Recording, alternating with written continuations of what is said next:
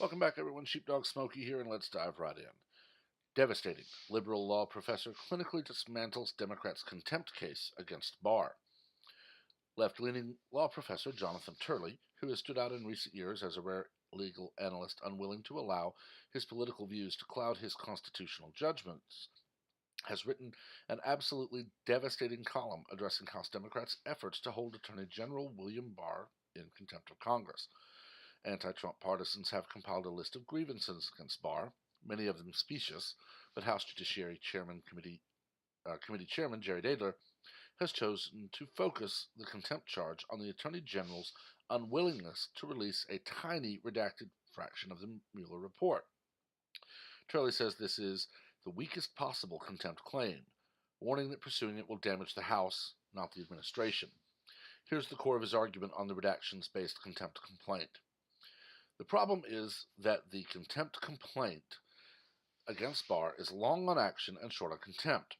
Indeed, with a superficial charge, the House could seriously undermine its credibility with the ongoing conflicts with the White House. As someone who has represented the House of Representatives, my concern is that this one violates a legal version of the Hippocratic Oath to first do no harm. This could do great harm, not to Barr, but to the House. It is the weakest possible case to bring against the administration, and likely to be an example of a bad case making bad law for the House. Barr promised to release as much of the report as possible, and he has delivered. Indeed, he has not expressly given the authority to release the confidential report, yet he not only released it, but declared executive privilege waived on its content. The key obstruction portion of the report is virtually unredacted. Just 8% of the public report was redacted, largely to remove material that could undermine ongoing investigations. The sealed version of the report, given to Congress, that's going to be part of my commentary later, only had 2% redacted. Democrats are therefore seeking a contempt sanction on a report that is 98% disclosed and only lacks grand jury material. Barr restricted access to the 98% disclosed report, as opposed to the 92% public report, due to the inclusion of evidence impacting ongoing prosecutions. He has offered to expand the number of members of staff to view that material, but insists on it remaining protected. But this has nothing to do with the redactions. It is the 2% solution to a major political dilemma of the left. Faced with a report that rejected the collusion theories of their running narrative, Democrats want to focus on those 2% of redactions rather than over 400 pages of findings. So Congress will now ask a court to find civil contempt for Barr refusing to release grand jury information. The District of Columbia Circuit Court of Appeals recently rejected a district court claim to have the inherent supervisory authority to disclose grand jury matters because of great public interest. To make matters worse, the Justice Department has now said the President has invoked executive privilege over the entire report, making this contempt claim even less likely to prevail over the long run. Turley also recalls his own testimony before Congress during Barr's confirmation process, in which he stated that by asking Barr to preemptively pledge to release a completely unredacted version of the Mueller report, Democrats were literally asking the nominee to promise to violate the law. As a witness, I testified that they were asking Barr to commit a potential criminal act to secure his own confirmation. The report inevitably would contain some grand jury material, which under the law is information that cannot be publicly released without a court order. It is a crime to unveil such information. As he mentions in a bolded portion of the excerpt above, a powerful federal court recently fortified the precedent that secret grand jury records cannot be made public simply as a means of satisfying significant public interest. Absent following a process dictated by existing law, revealing such information is illegal. House Democrats are seeking to hold America's chief law enforcement officer in contempt of Congress for declining to commit a crime. Bold strategy. Again, Barr offered to expand the circle of members and staffers who have access to the 98% unredacted report, but that hasn't impressed the Democrats either. I'd also note that nobody appears to be making a serious case that the redactions are improper or corrupt or geared toward a cover-up in any way. Indeed, we know that Robert Mueller's team worked closely with the DOJ on completing that task. The notion that they decided to bury some smoking gun evidence against the president via a bogus redaction is ludicrous, especially considering how acutely sensitive Mueller and some of his associates seem to have been to any public perception that they were too soft on Trump. This very much looks like Nadler and company wanted to hold Barr in contempt, perhaps to satisfy the frustrated cravings of their base, which I've argued is a root cause of Barr derangement. So they decided to conjure up some justifications. They've tipped their hand.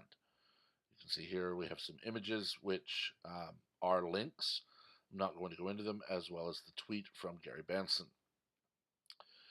Barr has made available to top Democrats the entirety of Volume 2 of the Mueller report, save for 2 full and 7 partial lines, which were redacted to protect grand jury secrecy in keeping with federal law.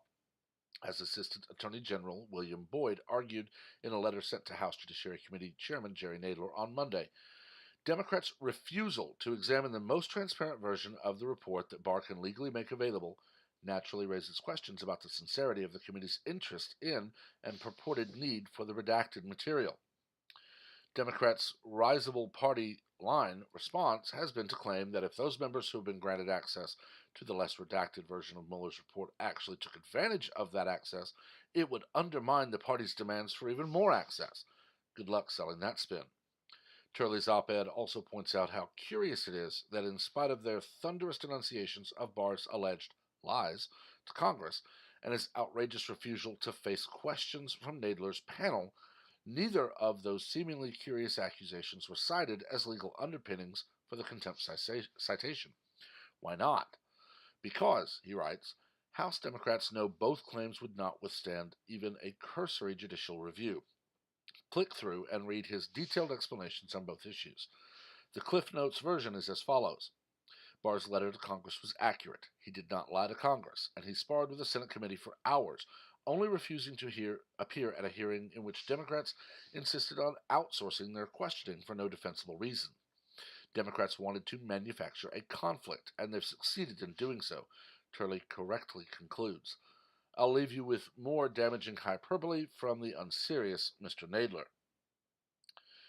Pelosi agrees with him, but there is no crisis. Still, if, for the sake of argument, one were to accept the premise that a crisis does exist, reread Turley's full piece and decide who is responsible for precipitating it. Also, ask yourself why, if they truly believe their own rhetoric, Democratic leadership is still so allergic to moving forward with impeachment. Could it be they are fearful of a self-inflicted political crisis, which would be far more grave than intoning about an ostensible constitutional one? This one is very simple, and Mr. Turley is very eloquent in his way of expressing it. As you can see here, Barr restricted access to the 98% disclosed report as opposed to the 92%, because there is evidence impacting ongoing investigations. What that basically says is you and I, unless a member of Congress happens to be watching this, in which case I would say, ask Mr. Nadler why reading the redacted report would harm his demand to read the whole thing. I'd love to hear well, I didn't read it, so I don't know what was redacted, but I know what was redacted is a damning thing. So I know you hid something, I didn't read it anyway. But to the average man on the street, we're not allowed to see that information about ongoing investigations and prosecutions. The 2% redacted version redacts only grand jury information, which Mr. Turley properly points out is illegal to release to anyone without a court order. Currently, and for really the last several months, Congress, and specifically the House of Representatives, has operated as if we are their own personal fiefdom. They care nothing for the actual law. Nancy Pelosi, Maxine Waters, AOC, and so many more have been prattling on about impeachment as if merely saying the word is all that must happen. They prattle on and they complain about Senate Majority Leader McConnell declaring that, as Robert Mueller did say there was no collusion, no evidence of obstruction, the case is closed. This has now become we're going to keep investigating until we find something we can use Democrat Congress. I personally wanted Bill Barr to walk into the House committee and hold up a sign saying, "I have a statement." Once the room fell silent, plunk down the 92% unredacted, the report anyone in the country can read, and say, "That is the report you may read here. There is a report that is quite a bit less redacted, which you may travel to and read. The information redacted in the one you may travel to and read, you must have a court order from a sitting federal judge to unredact. Until you have that, it is a crime for me to release any more information. I will not be goaded into committing a crime. That concludes my testimony," and walk out.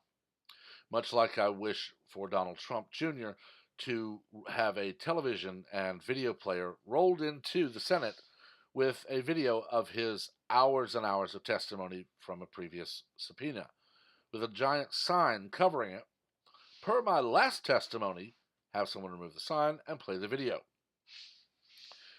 The Democrats have become the party of, we're going to keep subpoenaing people until one of them can't remember the verbatim testimony they gave us months or years ago.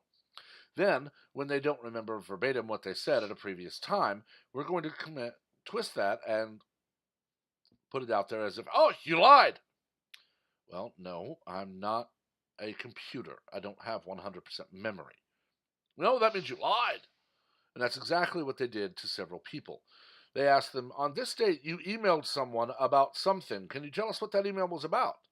And when someone gives a summation of what they believe it was, the Democrats hold up and say, "Nope, that's not what the email was about. So you've lied. So you perjured yourself."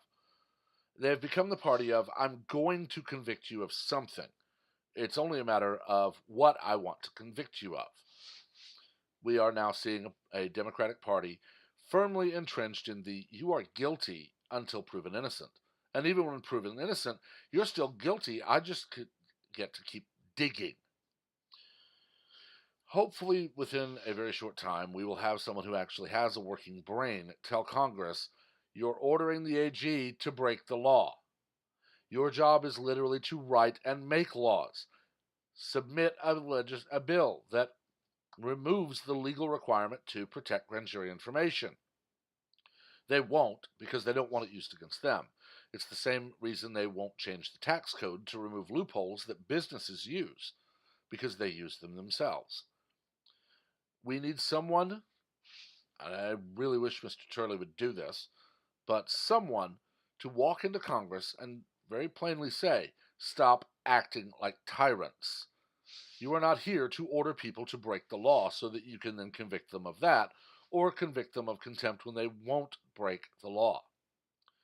But until someone does that, we're going to keep watching the idiotic circus that is the Democratic National Committee in the House of Representatives, and their hangers-on in the Senate crying and moaning about why the Senate won't obey them, when just a few years ago, when they controlled the Senate, they were very happy to say, "We are the majority party. We will not obey anyone but ourselves." But I've talked about this long enough. Let me know what you think. As always, keep the comments civil. We don't learn from an argument, we learn from debate. As always, please remember to like, share, and comment on this video, as well as to subscribe and activate notifications so that you're among the first to hear of any new content as it is posted. Until next time, have a wonderful day.